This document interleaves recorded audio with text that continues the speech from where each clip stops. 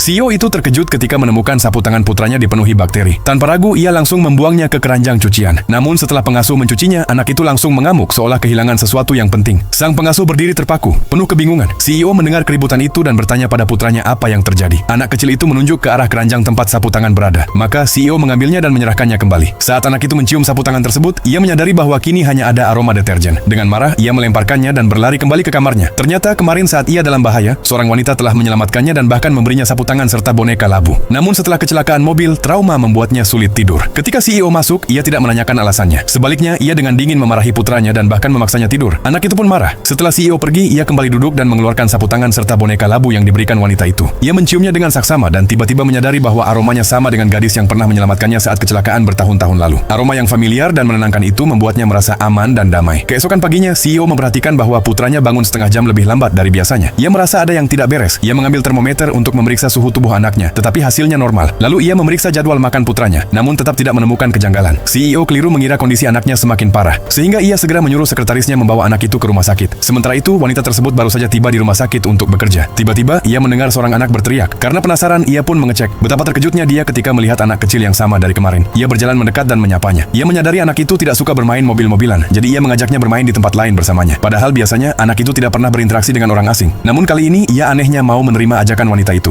Hal ini membuat sang sekretaris benar-benar terperangah.